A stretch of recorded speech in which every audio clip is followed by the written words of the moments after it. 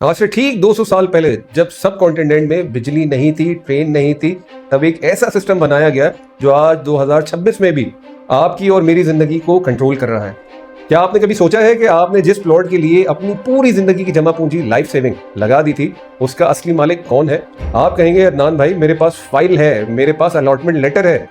लेकिन दोस्तों, यहाँ आता है सबसे बड़ा ट्विस्ट। पाकिस्तान में हर साल अरबों रुपए का प्रॉपर्टी फ्रॉड सिर्फ इसलिए होता है क्योंकि हमें 200 साल पुराने पटवारी सिस्टम समझ ही नहीं आया। आज की ये कुछ मिनट की वीडियो सिर्फ एक वीडियो नहीं बल्कि एक मास्टर क्लास है। अगर आपने ये वीडियो पूरी देख ली तो मैं गारंटी देता हूं कि कोई बिल्डर, कोई एजेंट और कोई माफिया आपसे 1 रुपया भी नहीं लूट सकेगा। लेकिन शुरू करने से पहले मैं देख रहा हूं कि आप में से 80% लोग सिर्फ वीडियो देखते हैं लेकिन सब्सक्राइब नहीं करते। अगर आप चाहते हैं कि मैं आपके पैसों की हिफाजत के लिए ऐसे कंटेंट लाता रहूं तो अभी सब्सक्राइब करें और हमारे 10,000 सब्सक्राइबर का टारगेट पूरा करने में मदद करें। अंग्रेजों ने जब पंजाब और सिंध पर कब्जा किया, उन्हें एक मसला दरपेश आया। वो हर किसान से टैक्स यानी लगान लेना चाहते थे। उन्होंने बनाया द लैंड रेवेन्यू एक्ट। इस सिस्टम का सबसे ताकतवर बंदा था पटवारी। दोस्तों, पटवारी का मतलब है वो पट्टी जमीन का हिस्सा का हिसाब रखने वाला। यहाँ आता है सबसे बड़ा गेम। यूट्यूब पर सब आपको नए नए प्रोजेक्ट दिखाते हैं, लेकिन कोई ये नहीं बताता कि हमारा रिकॉर्ड कीपिंग सिस्टम आज भी मैनुअल है। जब आप स्कीम 33 में कराची में या इस्लामाबाद के किसी सेक्टर में फाइल खरीदते हैं तो आपको लगता है कि आपने जमीन खरीद ली। रियलिटी में आपने सिर्फ उम्मीद खरीदी है, क्योंकि हमारे मुल्क में टाइटल डीड, रजिस्ट्री और पोजीशन कब्जा दो अलग अलग चीजें हैं। अगले कुछ मिनट में हम बात करेंगे कि नया नाज़िमाबाद से लेकर इस्लामाबाद तक ये माफिया काम कैसे करता है। लेकिन पहले इस ओपन लूप को समझें। क्या आपको पता है कि एक ही प्लॉट की 2 रजिस्ट्रीज कैसे बनती है? इसका जवाब है डबल मैपिंग। तो आपका सवाल होगा, ये क्या होता है? चलिए डिटेल में देखते हैं। अब आते हैं कराची पर। कराची की प्रॉपर्टी मार्केट पूरे पाकिस्तान से मुख्तलिफ है क्योंकि यहाँ लीज का चक्कर है। स्कीम 33 में इस वक्त 300 से ज्यादा हाउसिंग सोसाइटीज है। लेकिन दोस्तों, यहाँ सबसे बड़ा धोखा होता है घोटाबाद और सर्वे लैंड के नाम पर। आपने अक्सर सुना होगा, भाई ये 99 साल की लीज है, और लोग आंखें बंद करके पैसा लगा देते हैं। लेकिन क्या आपने कभी बिल्डर से उनकी पेरेंट प्रॉपर्टी के कागजात मांगे?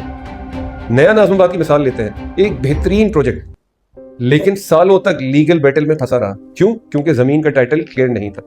यहाँ एक ऐसा राज है जो ओवरसीज पाकिस्तानी इसको हमेशा बताया जाता है, लेकिन वो समझ नहीं पाते। एजेंट कहता है, सर एनओसी मिल गई है।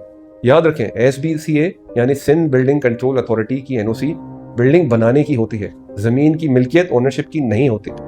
तो मेरे ओवरसीज भाइयों, आप लंदन या दुबई में बैठकर जो डॉलर भेजते हैं वो बिल्डर के ऑफिस की चमक दमक देखकर मत भेजें। अगर आप चाहते हैं कि मैं स्कीम 33 की एक एक सोसाइटी का पोस्टमार्टम करूं और बताऊं कि कौन सी लीगल है और कौन सी नहीं, तो अभी नीचे कमेंट में कराची लिखें और चैनल को सब्सक्राइब करें। अब दोस्तों, कराची से निकलकर हम चलते हैं इस्लामाबाद और लाहौर की तरफ। यहाँ का खेल कराची से बिल्कुल मुख्तलिफ है।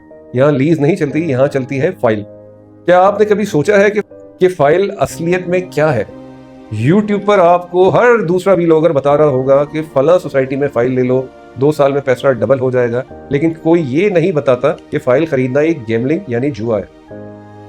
असल राज ये है कि जब तक किसी सोसाइटी के पास LOP लेआउट प्लान अप्रूव नहीं होता, वो फाइल सिर्फ एक कागज का टुकड़ा है।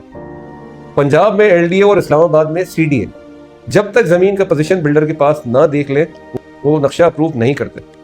लेकिन बिल्डर क्या करते हैं, वो जमीन खरीदने से पहले ही प्री लॉन्च के नाम पर हजारों फाइलें बेच देते हैं। अब आता है यहाँ सबसे खतरनाक मोड़। क्या आपको पता है बैलेटिंग में इतनी देर क्यों लगती है?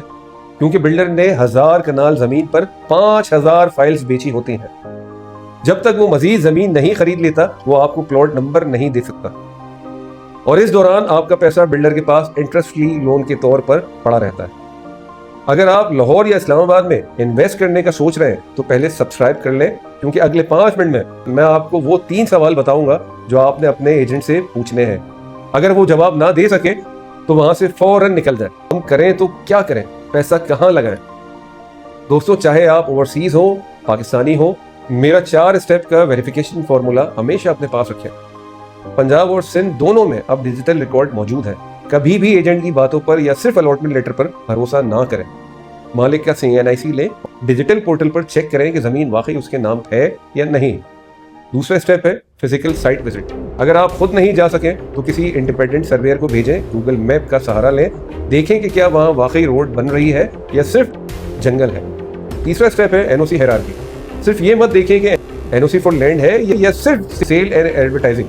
ये 2 अलग चीजें हैं। नंबर 4 है रजिस्ट्री ओवर ट्रांसफर। हमेशा कोशिश करें कि रजिस्टर्ड सेल डीड रजिस्ट्री करवाएं।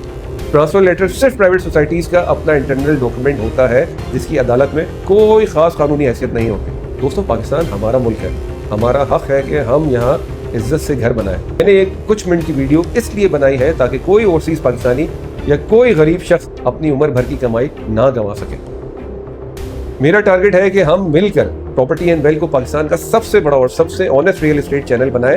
हमें 10,000 सब्सक्राइबर चाहिए ताकि हमारी आवाज़ हुकूमत के ऐवानों तक पहुंच सके।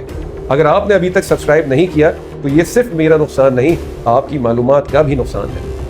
इस वीडियो को अपने हर उस दोस्त के साथ शेयर करें जो प्रॉपर्टी खरीदने का सोच रहा है। कमेंट में बताएं कि आपको अगला पोस्टमार्टम किस शहर का चाहिए। मैं हूं आपका दोस्त अदनान सिद्दीकी और आप देख रहे हैं प्रॉपर्टी एंड वेल्थ। अगली वीडियो तक के लिए अल्लाह हाफ़िज़।